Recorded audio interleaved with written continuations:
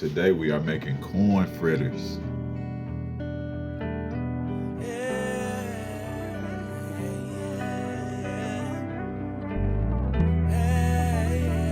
First thing we want to do is get our oil hot.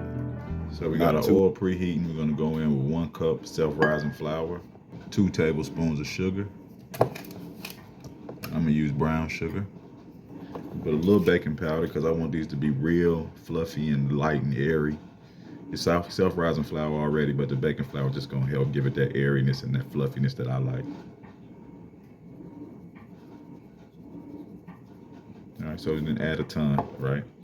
And then a little bit of cinnamon. Just a little bit. We don't want to go too heavy on that. And then we're going to put 1 egg into our flour mixture.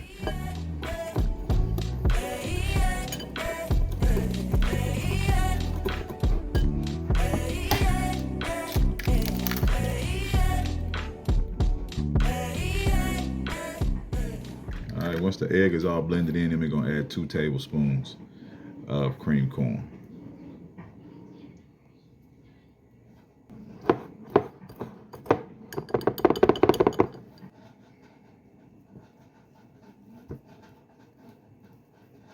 So that's kind of the consistency we want.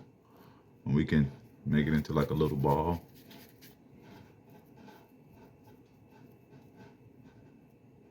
Like that. The way I test my oil to see if it's hot enough, I just put a little water on my hands and just kind of flick it. When you see all them little lines in the bottom start to form, you know it's about ready. See, it's starting to pop a little bit now. You want to make sure the oil is just right, because if it's too cold, then it's going to be too much oil inside the fritter. And if it's too hot, then you're just going to burn the outside, like I said. And then the inside not going to be done. So you're going to be eating. So what we do to test our temperature, we just take one of our balls and go ahead and drop it.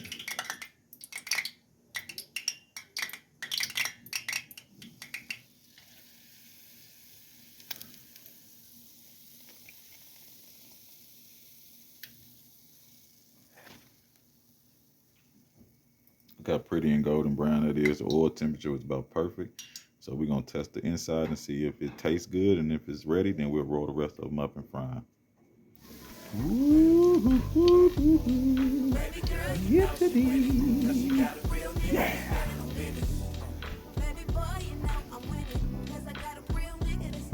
I kissed her head, she kissed my neck. I kissed her lips, I said, damn, what's next? She kissed my ring, she kissed my Rolex. I looked at the girl. I know it's hot, but it smells so good. I want to eat it fresh.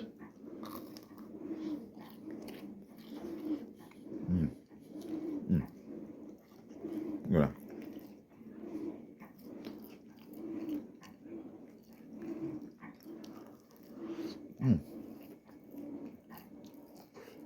Moist, flavorful. I think I'm gonna add a little honey to the batter, but that's about it.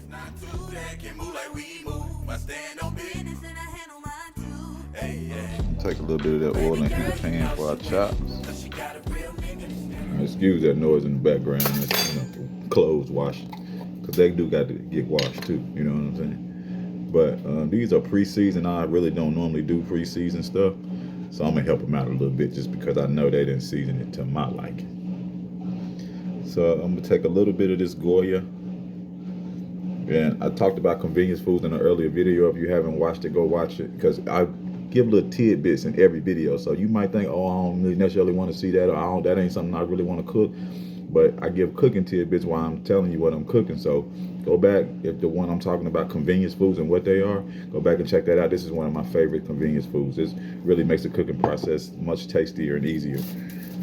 And so I want to kind of pierce this with a fork, because I want all that flavor to seep throughout the meat, so every bite is flavorful. But I also want it to cook a little bit faster so that it won't dry out, because pork chops cook fast already, but you want to keep that tenderness and make sure that the meat is still cooked all the way through. So I just rub that in. Then I'm going to add some Sazon, some garlic powder, onion powder, and some black pepper, and go ahead and get it on the stove.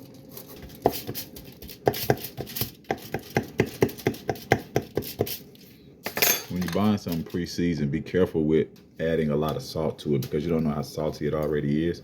So that's why I'd rather use like an adobo or like something like that, a Saison, a complete season as opposed to some just actual salt because we don't know how salty this is. We don't want to have it too salty.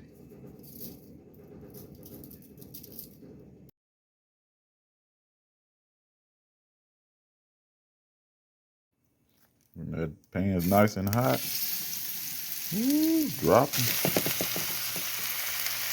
That's what you want, that little crust like that on both sides. And you see that, you know you're good to go. Now we get to have some fun, baby. Check this out. We're going to take this last pork chop out. Now we get to have some fun. You know what I'm saying? Look at that. And with that little leftover pork juice that's in there, we're going to take a stick of butter.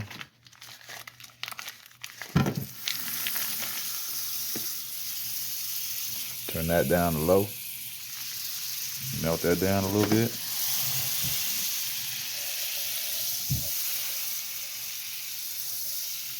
And we'll add some honey to it.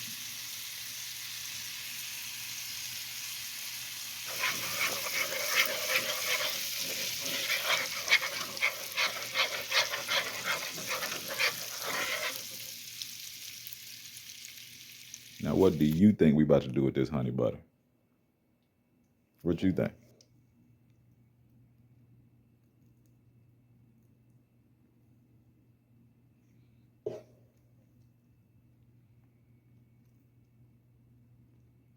And you know we're gonna put that on them pork chop, boy. You got to have it, boy. You throw you some eggs with this, now you got you a brat. And if you got a bottle of this and it's been sitting in your refrigerator for a month or more than that, that means you don't know how to use it because it's got so many different ways you can use it. And if you don't have a bottle of this, you just tripping.